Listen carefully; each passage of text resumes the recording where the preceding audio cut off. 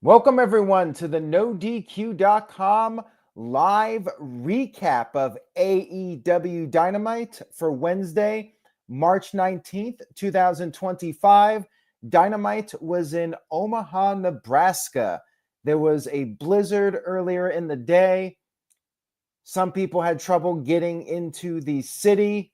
AEW managed to pull through and present this show. We had the fans show up. Let's talk about Dynamite. We have Dynasty coming up in just a few weeks. We got some build-up for that pay-per-view event. Let's talk about it.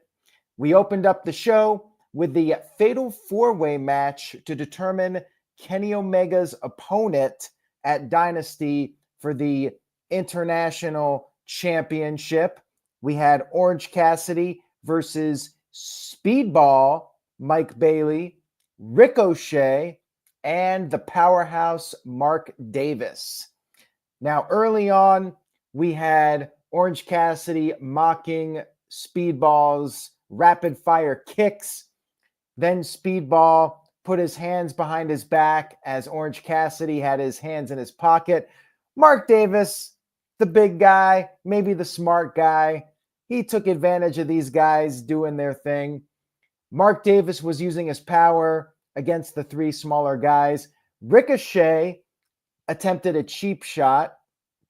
That did not work. He ran off. He kept his distance. He went outside. He got on commentary for a while as Mark Davis beat the crap out of the other two guys. And then eventually you had things breaking down with all four guys. Near falls, pinfall attempts being broken up. And then we had Speedball attempting to beat Mark Davis with a backslide in the corner. Now, right as he did this, Ricochet also covered Davis and he put his feet on the ropes. Both guys were covering Davis. The referee counted to 3. It was considered a double pin, and thus both men were the winners of the match. And they will be going on to face Kenny Omega in a triple threat match at Dynasty. Interesting finish. I was not expecting this one. Something different from what we're used to seeing. It's now a triple threat. Should be a hell of a match.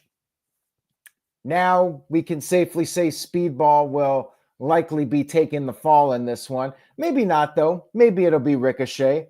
We'll see. Should be a fun match, though. Triple threat at Dynasty. Solid opening to the show. My condolences, Calvin Bowman. He suffered a loss in his family. Sorry to hear that, Calvin. We had our second match, which was Mercedes Monae versus Billie Starkz. A women's match in the first hour. And we actually had 2 women's matches on this show. What is going on here? Billie Starkz is like 20 years old. She's the young upstart against Mercedes Monae. Predictable match, but it was solid for what it was. Billie Starkz definitely held her own in there against Mercedes. She came off the second rope with a swanton to Mercedes on the outside of the ring. But then, of course, Mercedes got the upper hand for a while. And then Billie made a bit of a comeback. They traded some near falls. And Billie almost won at one point, but Mercedes was able to get her foot on the rope. And then Billie's downfall was she went for a swanton, missed, and hit the apron. Mercedes got her back in, put on the statement maker, and got the submission victory and would not let go right away because she's a meanie.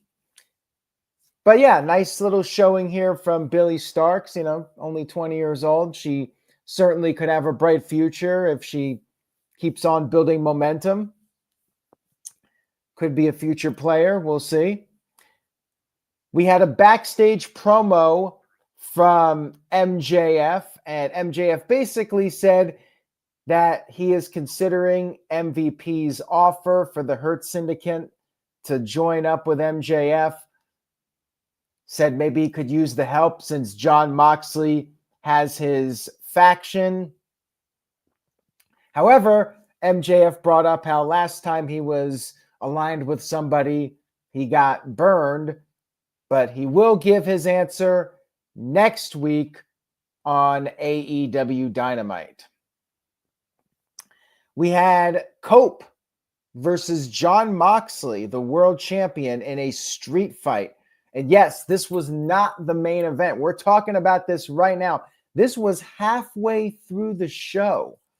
I was very surprised they did not put this in the main event. Now, I'm wondering, maybe it was because the numbers tend to drop for Dynamite as the evening goes on, and they wanted as many eyeballs watching this as possible. Perhaps that's what they were going with here. Now, Moxley was walking outside where the production trucks were. He got jumped by Cope.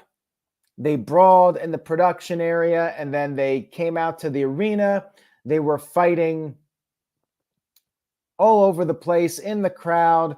Then they fought by the announce table, and Moxley ended up giving Cope a paradigm shift on the announce table.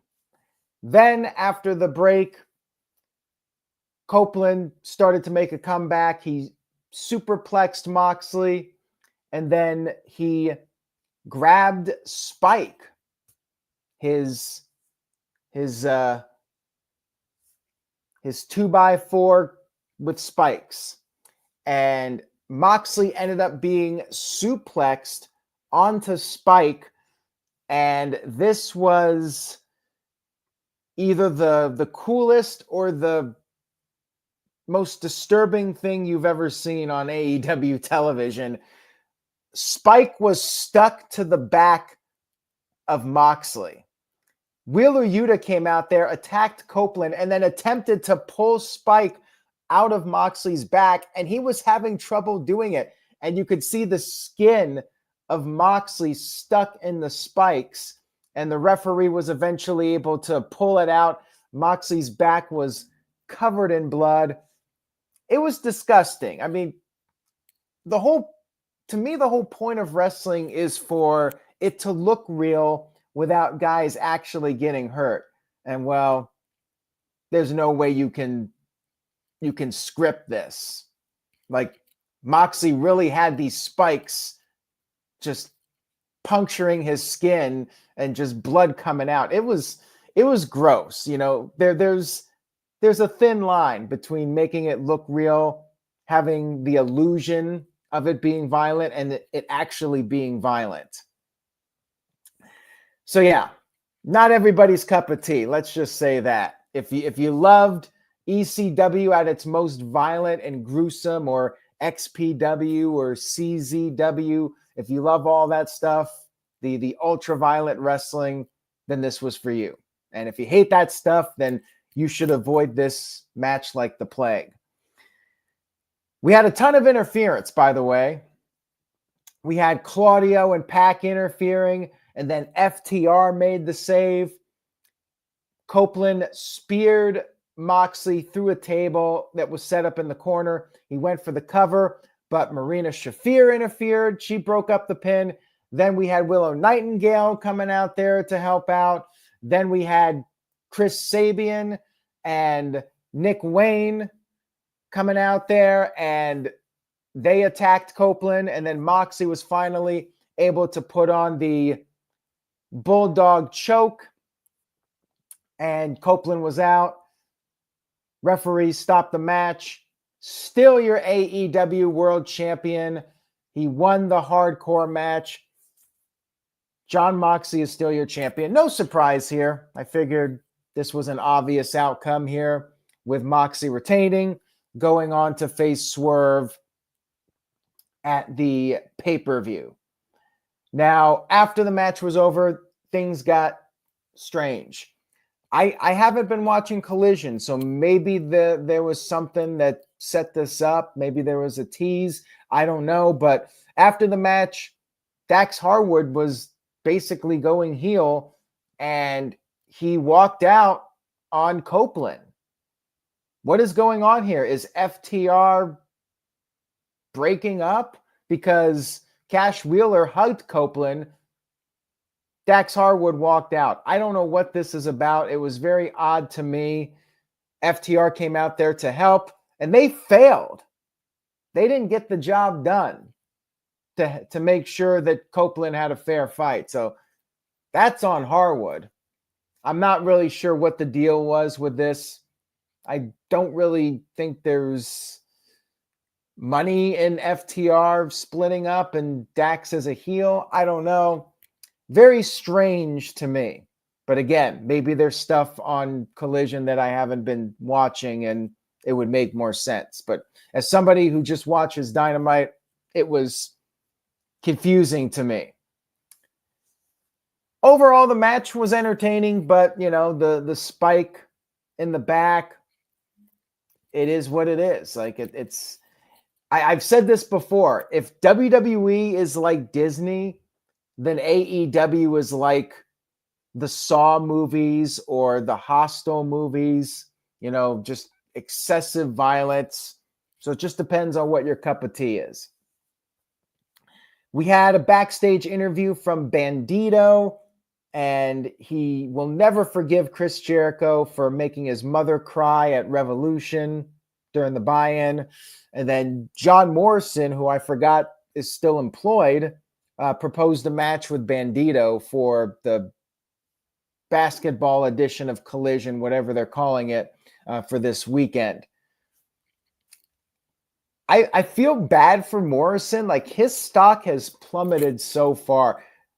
WWE didn't do much with him, but now he's even further down the totem pole. He's like a prelim guy, barely even gets on Collision at this point. I guess he's got a job, so that's better than not having a job. But yeah, what a fall from grace for John Morrison. Very sad. Next up, we had Will Ospreay versus AR Fox.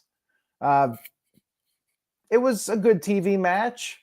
AR Fox is another prelim guy, but he's a good wrestler. So it was entertaining for what it was, even though it's clearly a showcase match for Ospreay. Fox did some flashy stuff, blocked a lot of things from Ospreay, like a cutter. Fox did get in a couple of near falls, but then he missed a 450, and then Ospreay was able to win with the hidden blade. And then afterwards, Ospreay showed AR Fox some respect. And I think Ospreay and Top Flight are going for the Trios titles. The Trios titles are still a thing, believe it or not. Like, I forgot that they even existed at this point. We had Hangman Adam Page backstage with Renee Paquette. He's officially entering the Owen Hart Memorial Tournament, and he vowed to be the next world champion. And then we had Mercedes Monae talking to Renee Paquette, and she said that it takes more than Hart to beat her. She said she's the greatest TBS champion of all time, and she's looking forward to the next person that she's going to beat on her winning streak. We then had our main event. The women got the main event spot this week, which is nice for them, but also strange when you had Moxley versus Copeland for the world title on this same show. Very odd to me. This didn't seem like the week to do it, but they did it. We had Kris Statlander versus Megan Bayne with Timeless Toni Storm, the women's champion, on commentary. You had two powerhouses in this one, each one trying to outmaneuver the other one. But one thing that Megan Bayne had was Penelope Ford, and she interfered more than once. She provided a distraction early on, and then when Statlander started to make a comeback, Penelope Ford grabbed her foot. And then the referee ejected Penelope from the ringside area. And then we had a suplex exchange between Megan and Statlander. They went back and forth.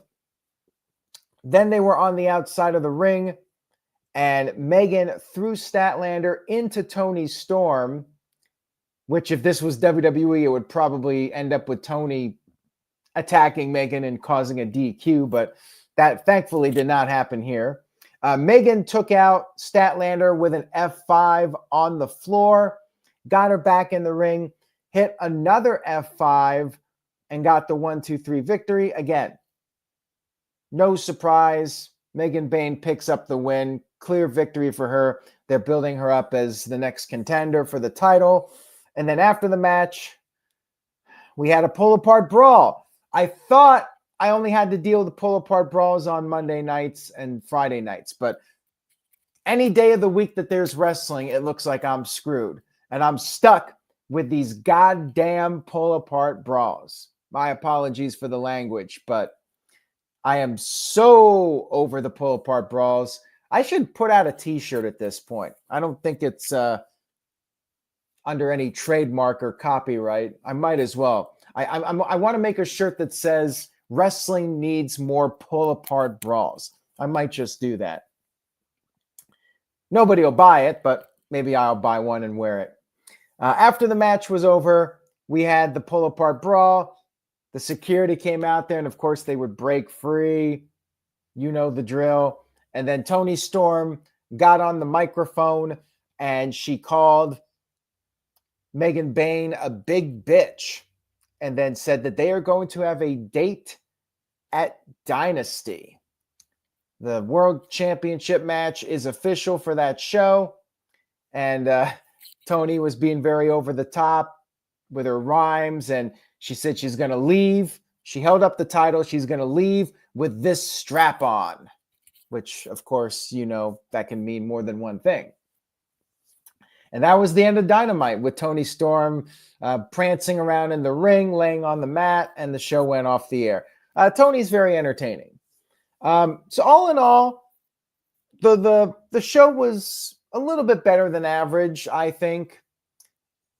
The world title match, it was what it was, but you know, for the people that like that stuff, it delivered. So I will give the show a 6 out of 10, a little above average, but if you take out the world title match and the stuff with Toni Storm, it was a largely forgettable Dynamite.